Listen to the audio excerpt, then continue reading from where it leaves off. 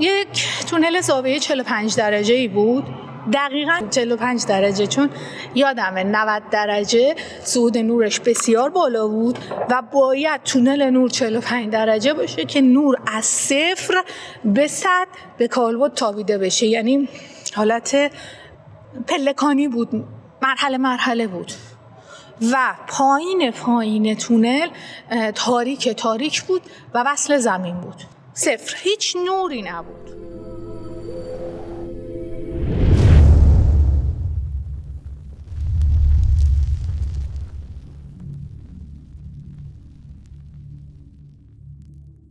چیزی که شنیدین بخشی از تجربه نزدیک به مرگ عمیق خانم روح‌انگیزه. تجربه‌ای که توی دوران کودکی و بعد از یه تشنج براشون اتفاق افتاده. من قبلا ماجراشون رو در صفحه اینستاگرامشون خونده بودم و بهشون پیام دادم و ایشون هم با مهربونی قبول کردن که این تجربه رو با ما به اشتراک بذارن. اما قبل از اینکه با صدای خودشون تجربهشون رو بشنویم یه توضیح کوچیک بدم. خانم روح‌انگیز 2 بار تجربه مرگ داشتن و چیزایی که قراره بشنوید مربوط به تجربه اولشونه که تو سن 3-4 سالگی اتفاق افتاده و به مرور از 10 سالگی یادشون اومده. ولی اول خیلی کوتاه در مورد تجربه دومشون که سال 90 اتفاق افتاده صحبت میکنن، ولی باقی صحبت‌ها مربوط به همون تجربه اوله. و یه مسئله دیگه این که این تجربه شامل توصیفات واضحی از جهنمه و البته که قلمروها و طبقات بهشتی رو هم دیدن و توصیفات جالب و متفاوتی هم از تونل نور دارن. اما چون میدونم که بعضی از اعضای کانال علاقه‌ای به تجربیاتی که در مورد جهنم صحبت میکنن ندارن، خواستم که این موضوع رو قبل از شروع تجربه اعلام کنم.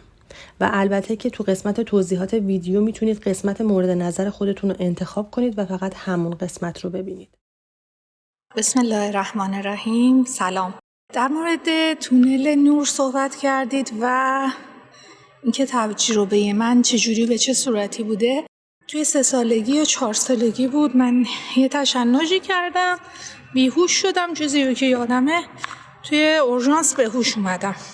اما تقریبا از 10 سالگی اینطورا مشاهداتم یعنی شروع شد. یک چیزایی بود که واسه بقیه عجیب بود، کلا متفاوت از بقیه بودم، علایقم خاص شد و خورد دیگه به کسی نمیگفتم که این مشاهدات چجوری هستش، به خاطر اینکه براشون قابل باور نبود.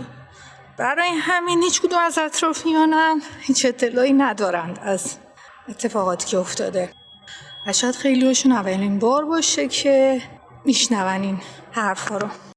اتفاقات خاص در زندگی من خورد خیلی زیاده، یعنی باز شدن چشم سومم و چیزهایی که مشاهده میکردم و برای بقیه قابل درک نبود. یکیش مشاهدات کهکشانی بود، یعنی بعداً فهمیدم که اینا همون کهکشان ها و چیزای تجربه گرها هست که من فکر میکردم عجیبه، نمیتونستم برای کسی توضیح بدم. چیزی که یادمه سال 90 دودن بود فکر کنم و شب خواب بودم، بیدار که شدم سقف یک تونل نوری دیدم زیبا زرد و تمام اتاق مثل کهکشان شده بود و توی اون بره میدونستم این تونلی که روح ازش خارج میشه و میدونستم که اگر برم برگشتی نیست. محکم به خودم گفتم میشه یه فرصت دیگه بدین به من، الان زوده، من الان هنوز خیلی کار هست بکنم و اینا. حالت التماسگونه بود که حالا افراد خانواده رو میگفتم، مادرم تنهاست اینا. دور اطراف همو که نگاه کردم 4 مأمور دور و بر من بود. نمیشه گفت قد بلند، بخاطر اینکه ما تو بعد زمین هستیم و مقیاسایی که داریم توضیح میدیم بر اساس عقل جسمانی مونه، اما خب برای توصیفش میشه گفت 4 مأمور 4 طرف من بودن و بسیار بلند و کهکشان زیبایی بالا سر من بود. یعنی وقتی که من فضا رو نگاه میکردم، جلو توی رخت خواب بودم، تو اطراف همو نگاه میکردم، این 4 مأمور 4 طرف من بودن و فضای کهکشان شبیه کهکشان، راه شیری بود، همون طیف‌های نوری بود، خیلی بزرگ بود و برای همزمان ساختمونا رو هم می‌دیدم. این خونه بغلی پیدا بود. چجوری توصیف کنم؟ فیلم‌های ماتریکسی هستش که دیوارا رو با میتونن ببینن اطرافش همه چیز سبز هستش، اونجوری حاله دیوار پشتش پیدا بود و من میدونستم این منطقه کجا هستش، ولی کهکشان هم حضور داشت. برام خیلی عجیب بود اون موقع که نمیدونستم تو چه وضعیتی هستم، چرا این اتفاق افتاده و ناگهان این 4 تا مأمور رفتن، من آزاد شدم. دونستم که کلن تکون بخورم، چون حالت قفل بود. تجربه حضوری من از این شروعش یعنی با چشمان باز بود، همه چیز رو میتونستم ببینم ولی خروج روح انجام نشد. اما در موارد دیگه که بخوام کامل در توضیح بدم، خورد یادم میومد و همیشه برام عجیب بود که چی هست، چه جوری است. تا بعدن مثلا برنامه آقای موزون دیدم، فهمیدم اصلا اینها اسمش تجربه مرگه. من فکر می‌کردم مثلا تا اون زمان فکر می‌کردم مثل عادیه، همه اینجوری هستن، همه همچین اتفاقی واسهشون میفته و هیچ وقت در موردش با کسی حرف نمی‌زدم. 1-2 بار با اطرافیانم صحبت کردم، اینا آگاه بودن، میگفتن جن بوده اومده طرفت، چرا اینجوری کردی فلان و اینا. ولی خب الان دیگه آگاهی بالا رفت و متوجه شدن به برکت برنامه‌ها و تعریف‌های تجربه‌گر، متوجه شدم که فرشتگانی بودن که 4 طرف فرد برای عزیمت روح به دنیای بالا همراه میشن و هر کسی یک تایمی داره برای مرگ، مشخص مرگش، چیزی که متوجه شدم. اما کارهای خیری که انجام میدی و ثواب‌هایی که میکنی زمان این مرگ رو به تعویق میندازه و تو دوباره 10 سال 20 سال فرصت دوباره زندگی کردن رو داری. شاید این استوبی که برای من به وجود اومد ثمره کار خیر و دعای خیری باشه که برای من شده بوده، ثبت شده بوده و اجازه صعود روح به من داده نشد، شکر خدا. ولی آزمون‌های سخت از اون موقع شروع شد، یعنی اتفاقات خاصی که هیچ جوابی نداشتم و الان بعد مثلا این همه سال متوجه شدم که خورد با چیدنش چه تجربه شیرینی بوده. اولین چیزی که بعد از صعود روح هستش سرعت بالای حرکت روحه، یعنی کسری از ثانیه روح آزاد میشه. این گرفتگی بدن که توی جسم هست انگار روح جمع میشه، گرفته میشه. شما فکر کن بندازنت توی جعبه کوچیک و نمیتونی حرکت کنی، چقدر آزاردهنده است. و به محض اینکه روح پرواز میکنه، روح از جسم میاد بالا، چون هنوز عادت داره به جسم زمینی، یه ذره براش عجیب هستش که چرا من سبک شدم، چرا راحت میتونم آزادانه پرواز کنم، چرا اون وابستگی‌هایی که توی بیان صحبت کردن داشتم، تو بیان دیدن داشتم، دیگه ندارم الان. روح میتونه همزمان همه جای کهکشان رو ببینه به خاطر اینکه محدودیت دیداری و فکری نداره. و بعد از صعود روح به کسری از ثانیه من دیدم در آسمان هستم، در کهکشان هستم و کره زمین به اندازه یک سوزن تگرده، یک تاری از زمین به من وصل بود و به من گفته شد اونایی که تار دارن تجربه‌گرهای مرگ هستن و اونایی که پرواز روح انجام میدن. تار اتصال به زمینشون قطع نشده، قشنگ یک تار سفید شفاف مثل دود عود وصل بود تا زمین. و این فاصله‌ای که من پای خودم رو نگاه می‌کردم که زمین به اندازه یک سوزن تگرد شده و گستردگی کهکشان که بسیار بزرگ بود، بسیار عظیم بود، ستارگان بسیار زیبا بودن و هیچ صدایی اونجا وجود نداشت. خلأ کامل بود، منو داشت آزار میداد. میخواستم، به خاطر اینکه جسمم عادت کرده بود به هیاهوی زمین، به خاطر اینکه عادت کرده بودم به شلوغی صداها و خلأ اون سکوت در ثانیه اول خیلی واسه من عجیب بود، مبهم بود. همه جا رو مثلا میگشتم، نگاه میکردم که بفهمم چه اتفاقی افتاده، چرا اینجا. من از اون تاریخ به بعد از بلندی میترسم، انقدر عظیم بود این حرکت، سریع بود، من از ارتفاع میترسم دیگه. روح خیلی آزادانه حرکت میکرد. تازه مثلا متوجه شدم پروازش چجوریه.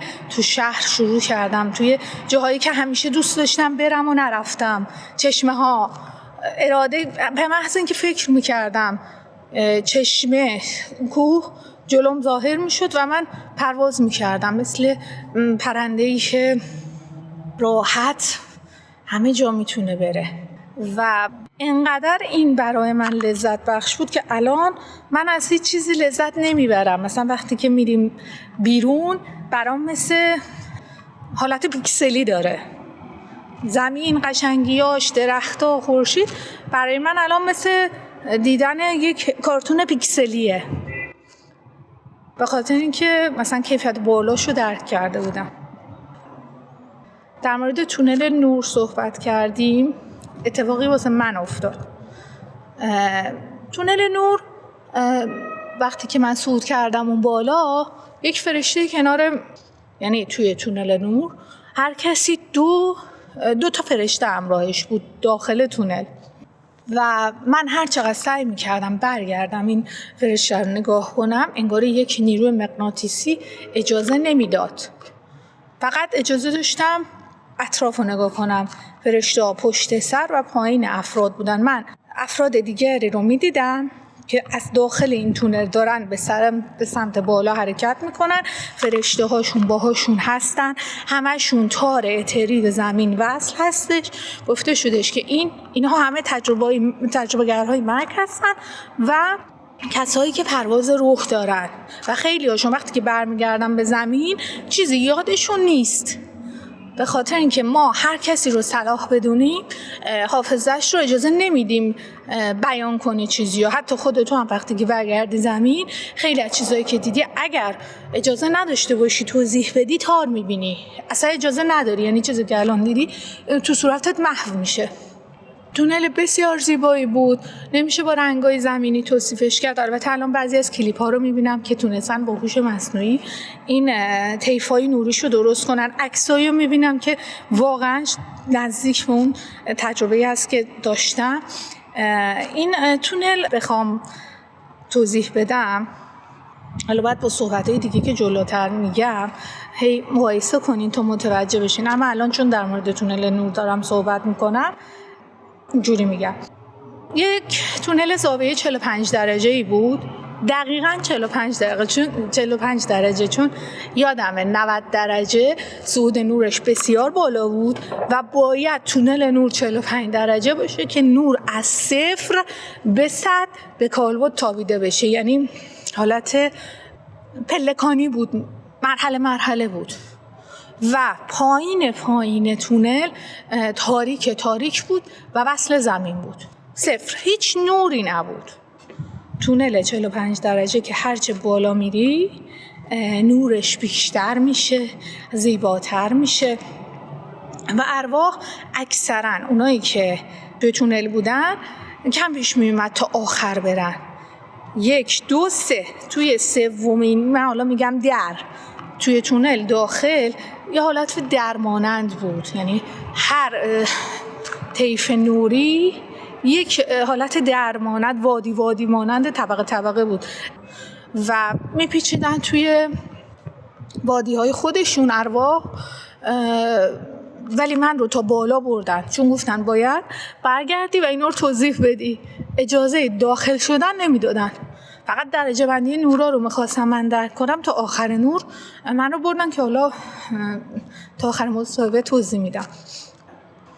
نکته جالب دیگه که نشون من دادن، ارواح برای خارج شدن از جسم، البته اونایی که پرواز رو هم دارن میکنن این مشکلات رو فکر کنم داشته باشن که به خاطر همین سخت انجام میشه و ارواحی هم که رو تجربه میکنن اون تار اتری بهشون وصل نیست و این اتفاق میفته وقتی که از نقطه صفر شروع میکنن به عزیمت به این تونل، یک سری اتفاقاتی که توی زمین بوده واسهشون جلوشون رو میگیره. مثلا مثل این که شما داری الان خیلی علم پیشرفت کرده، فیلم‌های هالیوودی خیلی زیاد شده، مثلا یک فیلم روح، کارتون روح، شما دیدین وارد یه فضایی میشد سیاه بود، اتفاقات روزمره‌اش نشون میداد، میگفت اینجا من موام کوتاه کردم، این عطر مورد علاقه‌ام هستش.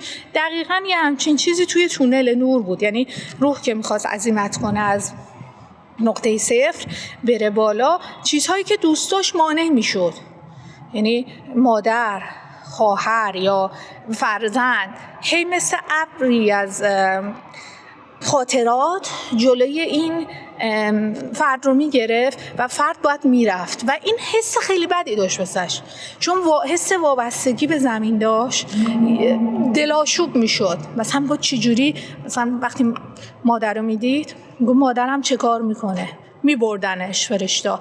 اگر تار متصل به زمین نداشت فرشتا میبردنش، اما اگر پرواز روح داشت و تجربه گر مرگ بود، میل خودش بود که بره، یا مثلا میبردنش، توضیح میدادن میبردنش.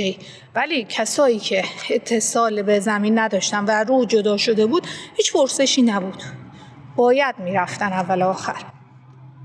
و بعضی از ارواح وقتی مثلا خانواده‌شون رو میدیدن دلبستگی های دنیا داشتن. من بعداً مثلا صحبت میکردم با دوستم، گفت تارهای زمینیشون دلبستگیشون هنوز کنده نشده و توی همون خاطره محو میشدن و وارد یک وادی میشدن که حالا من بعداً توضیح میدم.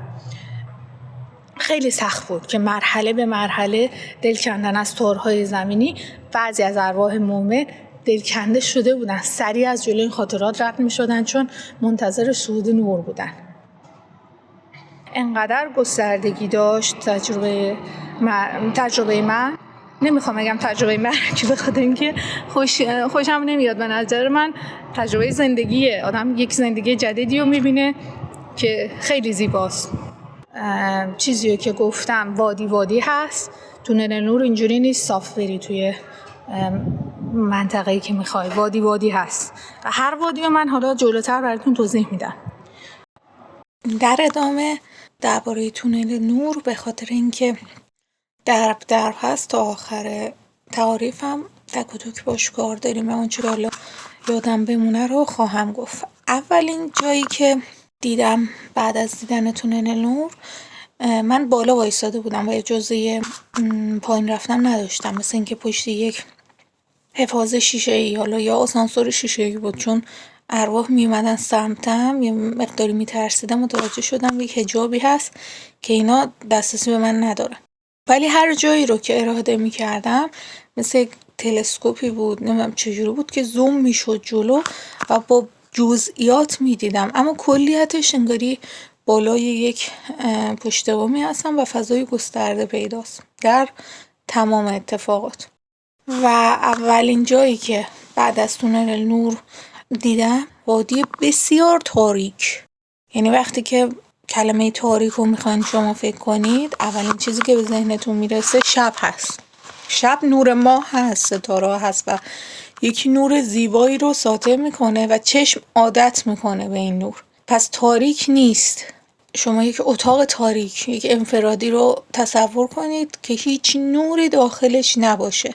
غلیظ‌ترین ماده‌ای که توی جهان هست، تیره ترین ماده، من عکسش رو تو اینترنت دیدم، خیلی تیره هست، خیلی مشکی هست، اونجوری شب بود، تاریک و بسیار بزرگ. یعنی شما فکر کن یک بیابان بزرگی رو که سر و ته نداره تاریک ببینی، کالبدها بغل هم بخوام مثلا مثال بزنم مثل قبرستان که هر قبری کنار قبر همدیگه قرار داره، هر کالبد بالای قبر خودش هست، یعنی کنار همن. در این حال که از قبر بغلی آگاهی داشتن، از اعمال خودشون هم آگاهی داشتن، خجالت میکشیدند که بقیه دارن اعمال خودشون رو میبینن و حوصله نداشتن که اعمال بقیه رو سرک بکشن. یه حالت کاسه چه کنمی دستشون بود که الان من چجوری از این وضعیت خلاص بشم. و هر کسی بسته به نور وجودی خودش نور داشت. مثلا بعضی ها از دلشون نور میزد، بعضی ها از دستشون نور میزد و اگر نور کم بود نمیتونستن رد شن این وادی رو، تو اون وادی میموندن. مثلا مؤمنانی بودن که نور پیشونیشون خیلی زیاد بود، انگاری چراغ وصل کرده بودن به این پیشونی و جلو راهشون رو میدیدن و راحت میرفتن. نمازگزاران بودن، کسایی که نماز میخوندن، کسایی که نماز رو درست به جا می آوردن. کف دستاشون که سجده کرده بودن نور داشت، کف پاشون، جای پا که راه میرفتن نور بود. بعد یک سری ارواحی اونجا بودن که میخواستن، فکر میکردن این نورا رو میتونن جمع کنن، هی چنگ میزدن بردارن، نمیتونستن. بعد مثلا یک مومن دیگه بود دستاش خیلی نورش زیاد بود. بعد به من گفته شد که یعنی من تا فکر میکردم که این چیه، پاسخ میومد.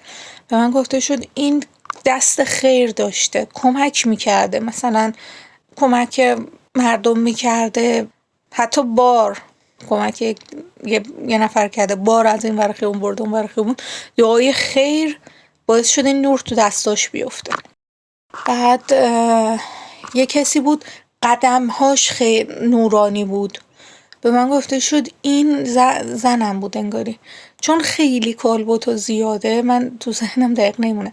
گفتن این زن خیلی همه چیز رو رعایت میکرده و اجازه خدا و اجازه چیزایی که توی عرف خداوند بوده رو کامل رعایت میکرده. حتی مثلا بی اجازه بیرون از خونه نرفتن رو رعایت میکرده.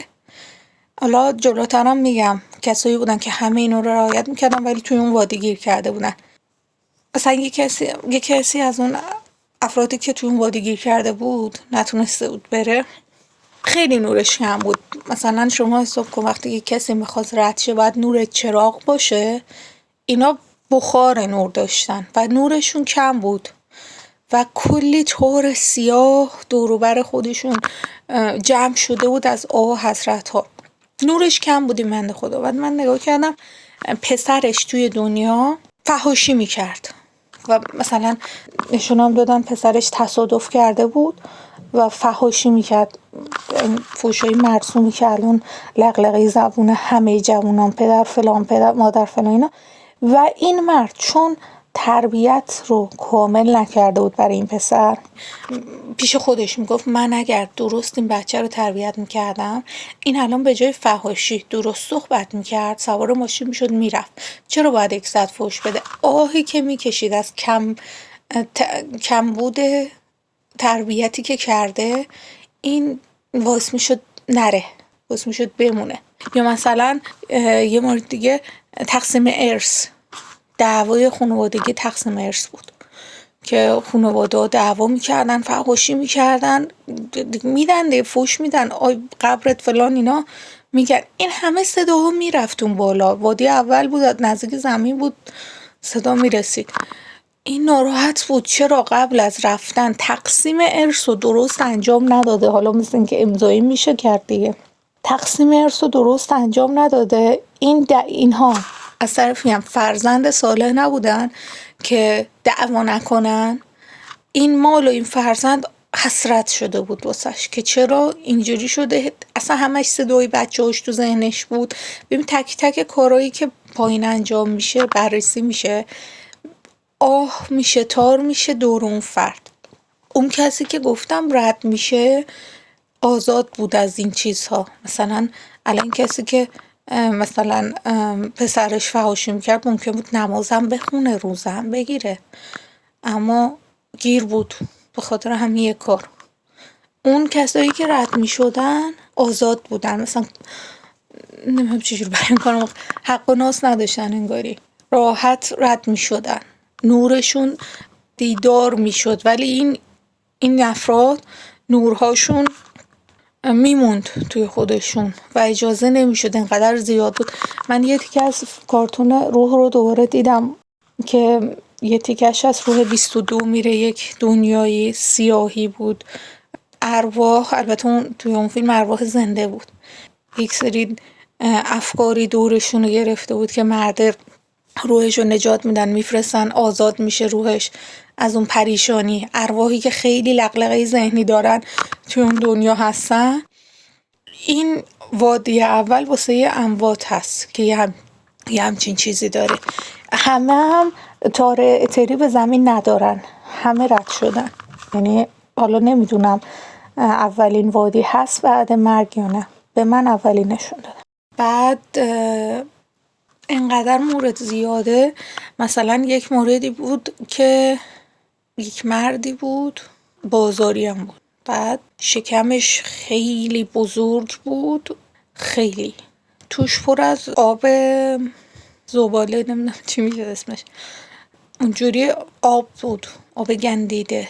هی این شکم باز میشد، این تخلیه میشد، دوباره به چه کنم میافتاد. این گفتن مال یتیم خورده و این توی این وادی گیر کرده، مثل اینکه یه ایتام باید حلالیت بطلبن کارش درست شه تا بتونه بره. مورد دیگه که خیلی جالب بود، مثلا من گفتم پیش خودم، فکر کردم خب الان این نور مؤمنان اینجا گیرن، نور ائمه به چه شکله؟ یهو یک نور بسیار بالایی نشون دادن. اصلا یعنی نور این مؤمنا پیشش نور چراغ خواب بود، مثل نور پروژکتور، 50 تا پروژکتور، انقدر زیاد بود. از پایین اومد ردشه بره، کل اون فضای شب روشن شد. گفتن این نور ائمه است. خیلی زیاد بود و همه اون اطرافیان خوشحال بودن که لحظه ای این نور اومده رد شده که آسایش داشته باشن و اونقدر زیاد بود چشم رو میزد. من تحمل نگاه کردم بهش رو نداشتم. نور بسیار زیاد، اونقدر نورش زیاد بود شخصی پیدا نبود، اشخاص پیدا بودن و یک لحظه مثلا تفاوت نورا رو من متوجه شدم و همه باز سعی میکردن چنگ بزنن از این نورا بردارن، مثل شنهای نورانی بود، بیفایده بود. من یاد یه آیه افتادم که تو قرآن بود فکر کنم که هر کسی نور خودش رو دنبال میکنه و برادر و خواهر و فرزند اون دنیا فراموش میکنن، مصداق همین بود. و خدا نیست که تو رو مجازات میکنه، آنچه هستی هست. الان توی این دنیا مثلا به کسی میگه که ببین این کار درست نبود، فوش دادی، طرف خودش رو توجیه میکنه، بقیه هم توجیه میکنه، میگه من فوش دادم چون فلانی اخلاقش اینجوری بود، حقشه، فلان اخلاقو میخواست با من نکنه که من عصبانی بشم که فوش بدم. بعد میری اون دنیا ترازو خودتی، خدا نشسته مثلا میگه که قاضی تویی، من تو رو میفرستم بهشت. حالا اینا مثاله که میگم خدا نشسته، خودت قاضی خودت هستی.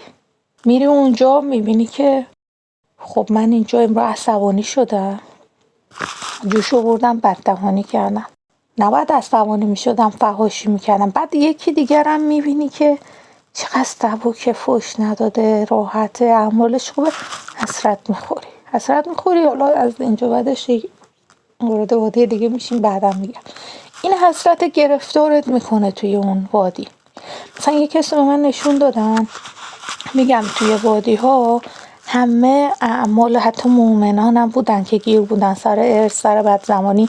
مؤمنی بود که نمازخون بود، تندخو بود، نتونسته بود بره. مؤمنی بودش که مثلا وسواس داشت، نتونسته بود بره، به خاطر اینکه این وسواس آزار و اذیت واسه خودش، واسه بدنش، واسه بقیه ایجاد کرده بود، نتونسته بود بره. آتش از درون آدم ها می اومد، جهنم از درون آدم ها می اومد.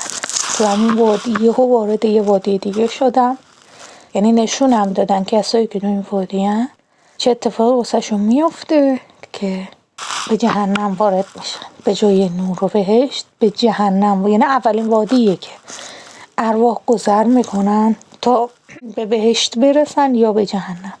و جهنم رو نشون من دادن که خدا نیست مؤمنانو از مو آویزون کن. این خودتی از حسرت اعمالی که میتونستی توشه داشته باشی و بر نداشتی میسوزی. حسرت مثلا یکی بود زبان تندی داشت، زبانو یعنی کالبدو نگاه میکردی خوب بود، حالا نورانی نبود مثل اونا ولی خوب بود، فقط زبان تندش دهنش اومده بود بیرون و خیلی عصبانی بود از خودش، آه میکشید، حسرت میخورد، میزد تو زبونش، ای زبون مثلا زمین بودی کاش درست بودی، یه همچین چیزی، حسرت میخورد، دلش میخواست این زبونو بکنه راهش ادامه بده. زبون آتش گرفت، مثل زغالی که آتش میگیره، جرقه میزنه، آروم آروم آروم آروم از عمق این وجود آتش میگرفت که این زبان باعث میشه من کمتر کند صعود کنم.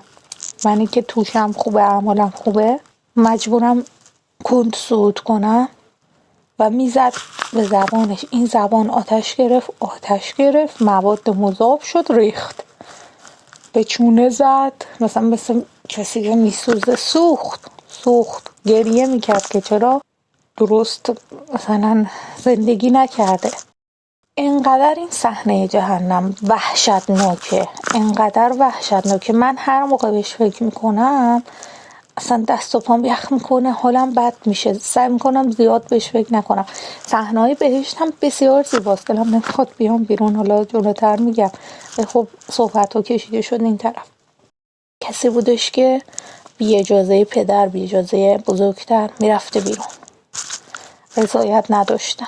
دختر خوبی بود، کار خیر میکرد، کمک حال مادر بود، مادر دعای خیر میکرد، یعنی گفته بود که همین دعایی که میکنن الهی مثلا عاقبت به خیر بشی و اینا، اینجوری دعا میکرد. ولی همین بیرون زدن بی اجازه پدر راضی نیست، یعنی مثلا بعضی از خانواده پاهاش از عمق استخونش حسرت میخورد، میزد به پاش، گریه میکرد، میگفت کاش من این همه کارهای خوب کردم، این یه دونه رم رعایت میکردم. پاها استخون از تو مثل زغال سوخت و جزغاله میشد.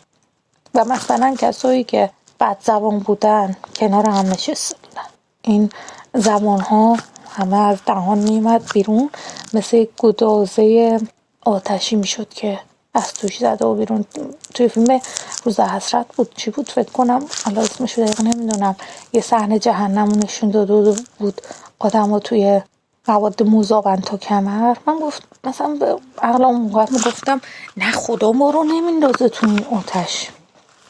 اونجا بود فهمیدم خدا نمیندازه، خود منم که اعمالم آتش میگیره، مواد مذاب میشه، این استخون‌ها، این دست‌ها مواد مذاب میشه، چرکاب میشه و میریزه بیرون، مثل جوی جاری میشه. خدا لطف میکنه، اعمال خوب ما رو نگه میداره، چون همه اون کسایی که اونجا بودن اعمال خوبم داشتن.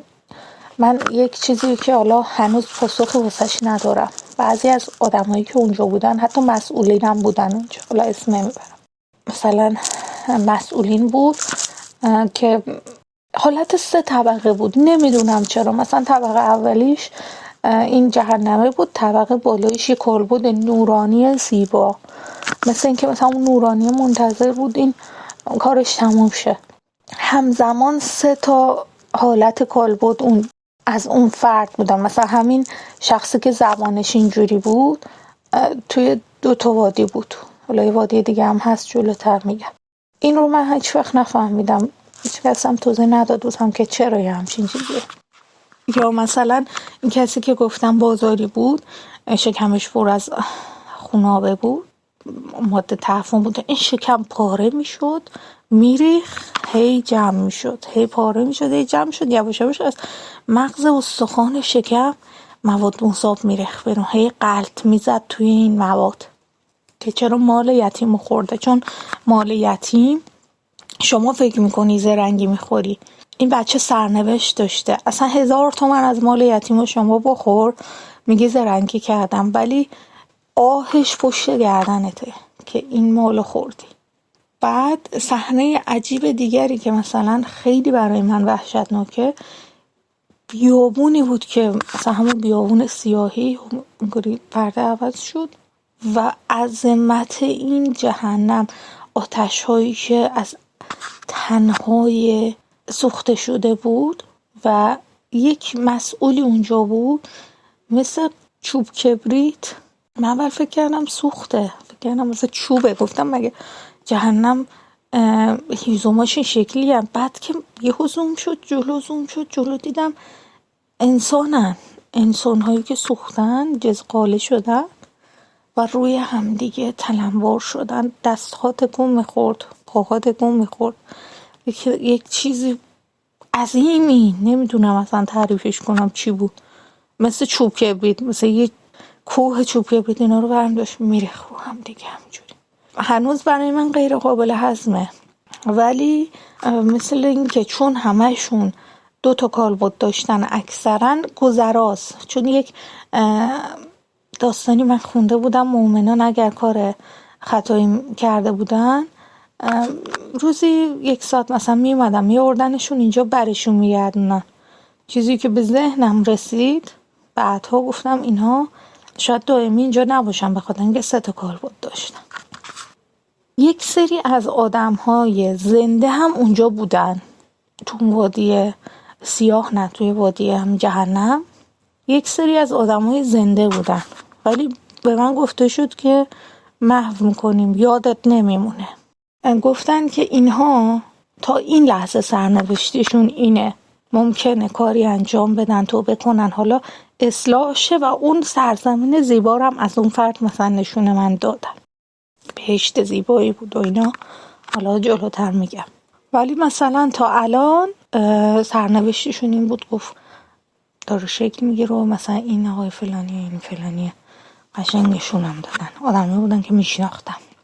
بسیار وحشتناک بود. الان که فکرش میکنم حتی یک صحنه بود مثل این فیلمای زامبی، این آدمای آتش گرفته مثلا متوجه حضور من انگاری شده باشن، راه فرار نداشتن، با شتاب می اومدن به سمت من و این چیزی که حجاب بود، من یه لحظه حواسم نبود، عقب رفتم انگاری از ترس، ولی خوردن به این.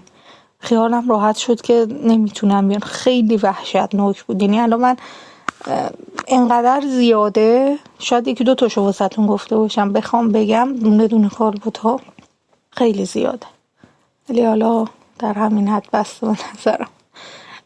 وادی بعدی که رفتیم یک جایی بود، مؤمنان، نمیدونم کجا بود، یک دروازه زیبایی نوری بود، تمام مؤمنان زیبا داخلش میرفتن و نورانی، دقیقا مثل همون کارتون روح که یک دایره‌ای بود، مؤمنان منتظر بودن که برن، فشرده میشد تهش.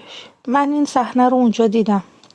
این انتهای اون وادی سیاه بود، یعنی ارواح از پایین میمدن سری رد میشدن که برن.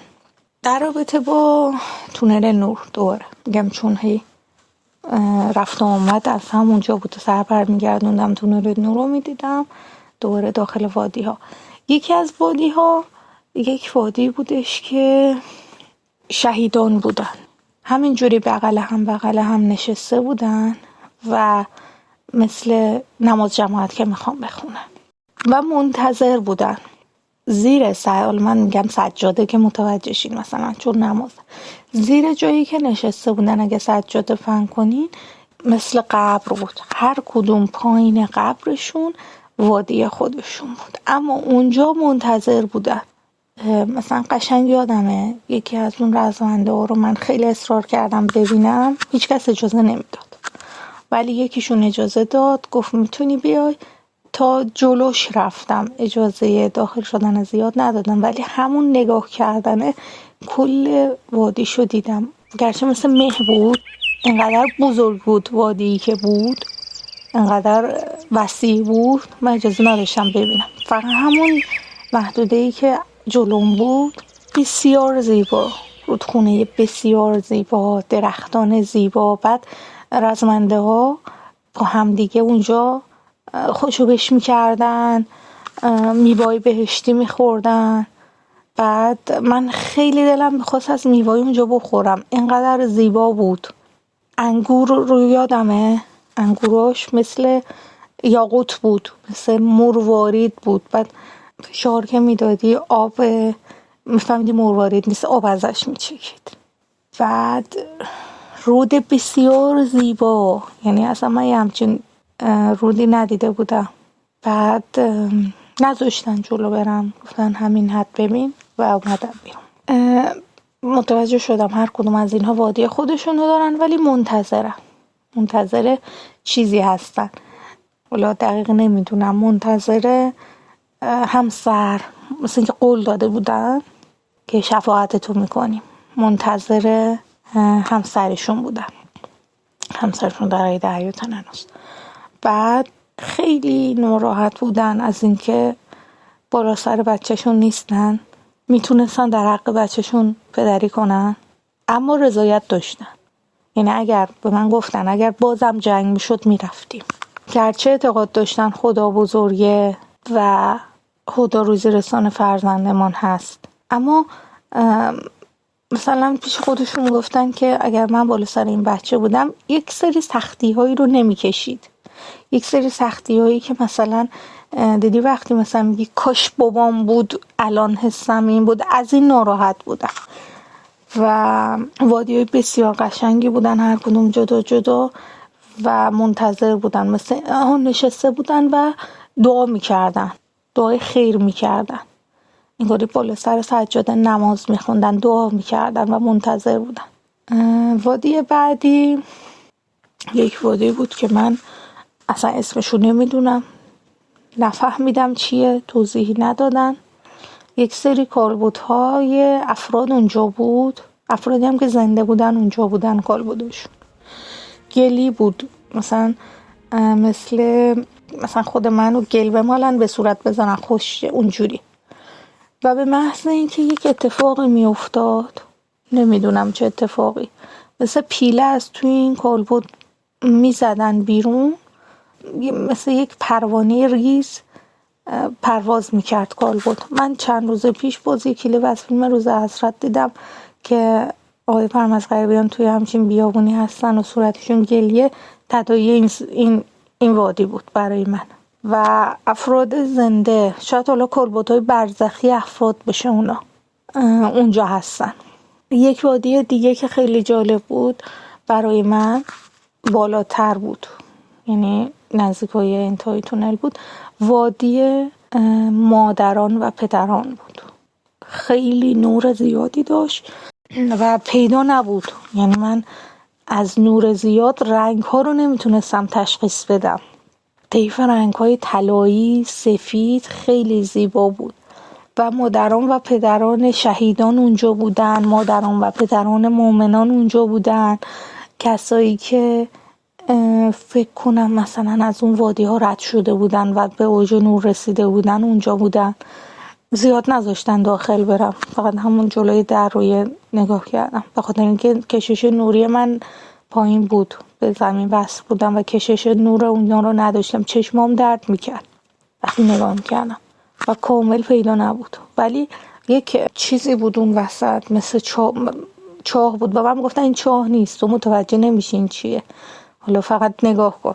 یک جایی بود، فیلم روح، کارتون روح 22 بود، یه جا باز بود، ارواح میرفتن پایین، یه همچین جوری بود. یک چیزی بود که من تو ذهن خودم میگفتم چاه اونجا، ولی گفتن این چاه نیست، متوجه نمیشی. این مادر و پدرای عزیز، مامان بزرگ با بزرگ گل اونجا چیز درست میکردن، مینداختن. مثلا یکیشون بود لباس داشت میبافت، گفتم این چیه؟ میگفت این دعای خیر منه واسه نوامه، گناه داره، مثلا دانشجوه درس میخواد بخونه، مثلا قلم مینداخت. گفت این برای پسرمه، دعای خیر، ما دعای خیرها رو اینجا میکنیم میفرستیم برای زمین. و مثلا اون درگاه چاه رنگ و نور بود، میکشید تو این انرژی ها رو. خیلی جالب بود. همه خوشحال، هم یعنی انقدر انرژی مثبت داشت، هر چون جهنمه حال منو بد میکرد دلم میخواست اینجا بمونم، نمیذاشتن، گفتن تو نباید اینجا باشی. دعای خیر میکردن و خوشحال بودن از خیراتی که واسهشون میدن، حس خوبی داشتن، انگاری به یادشونن.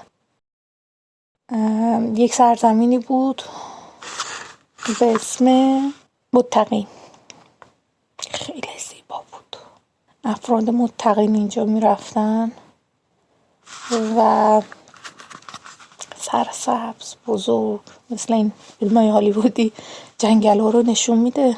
خیلی زیبا بود با نورهای زیبا و متقین دقیقا همون جوری که تو قرآن نوشته بود، با لباسهای مثلا سفید.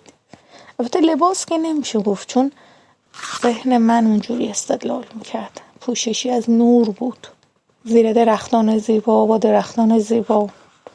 اینقدر گسترده بود سرزمینش، مثلا زوم باید میکردی جلو دونه دونه ببینی. سرزمین دیگری که یک جوانی بود، همه اعمالش خوب بود، خودکشی کرده بود.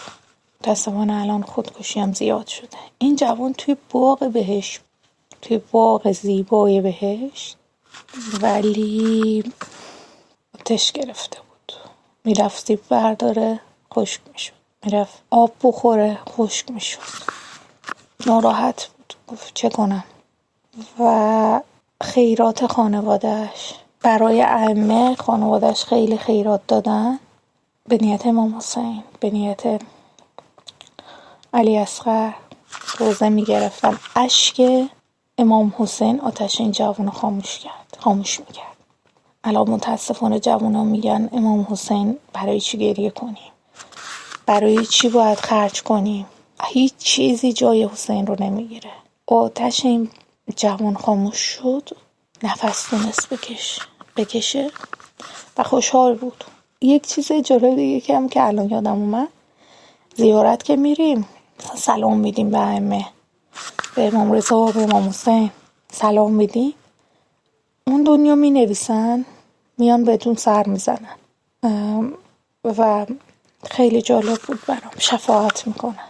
مثلا یک جایی بود طرف خطا کرده بود، یه چند صفحه از اعمالش، به خاطر کاری که در حق مثلا موقع محرم واسه امام حسین کرده بود، یه حالت مهر طلایی خورده بود، رد شدن روش. وادی بالا دیگه نور مطلق بود، من اصلا نتونستم ببینم، فقط یک دایره نوری دیدم که بسیار زیبا بود و هر کسی نمیتونست بره اونجا. بسیار زیبا، نورهایی که اصلا نمونش رو ندیدم با چشم زمینی. و مثل این که ارواح حول و حوش کعبه یک منبع نور سفیدی بود، ارواح مثل زیارت دور این کهکشان میچرخیدن و اوج اون نور بود، اوج یگانگی بود و بسیار زیبا بود. در کهکشان رنگ و رنگ ارواح نورانی دور یک نور واحد در چرخش بودن.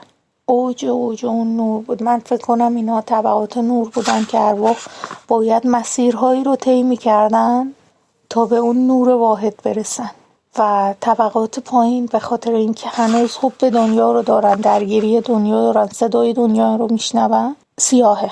هرچه بالا میرفت، مثلا وادی شهیدان هنوز حالت زمینی داشت، باغ داشت، خب، ولی وقتی که به وادی بالاتر میرسیدی نور مطلق تا اون بالایی نور یگانگی بود. گرماش آدمو اذیت نمی‌کرد، نورش آدمو اذیت می‌کرد. من دوست داشتم بمونم ولی اجازه نداشتم. یک مسئله دیگه هم که خیلی میگن این که کسایی که دین‌های دیگه دارن کافرن. آیا فضایی رو نشون من دادن مثل کلیسا بود، انگاری خیلی کوچیک بود و به من گفتن اینا ادیان دیگه‌ن، این سمت راست مثلا، اینا ادیان دیگه‌ن، سمت چپ مسلمانان. سمت چپ پر بود، اکثرا مثلا مسلمان بودن، ولی اعمالی که ادیان دیگه داشتن زودتر رد می شدن. حالا یا مثلا چون ادیان دیگه شاید اهل این غیبت و تهمت و اینجور چیزا نیستن، زودتر وادی‌ها رو رد میکنن. نمیدونم درست چرا، ولی ادیان دیگه هم چون خود درونشون محاسبه میشه، اون دنیا گیر هستن و وادی‌ها رو طی میکنن. حتی بازیگرای خارجی بر اساس کارهایی که کرده بودن سنجیده میشدن و خیلی جالب بود. اونا هم روح مومن کنار، یعنی یه کالبد مومن پیششون بود، نورانی بود، و یه کالبد سیاه. اینجوری نیست که بگین من مسلمونم، این چون شنیدم که میگن اینا اراجیفه، پس اونی که یهودیه چجوریه، اونی که همه بودن اونجا، همه بودن. کسی که مال مردمو میخوره کاری نداره دینت چیه، میسوزی. توی دین یهودی هم ما پوشش مو داریم، تو دین مسیحیت هم داریم پوشش مو. هر کسی به دین خودش محاسبه میشه و هر کسی به خودش محاسبه میشه. آنچه که کردی محاسبه میکنن. یک مقداری باید با خدا تر بود، چون خدا درون ماست و خدا رو فراموش کردیم. حالا آنچه یادم بود گفتم، آنچه نگفتم نباید میگفتم چون یادم نیست. حالا اگر باز هم چیزی یادم اومد بعدا توضیح میدم، ولی گفتن اگه نیاز نباشه بگی اجازه گفتن نمیدی. نور باشید و خدا به همراهتون باشه و انشالله همگی با هم در اون وادی نور هم دیگر رو ببینیم و انشالله حلال کنید. یا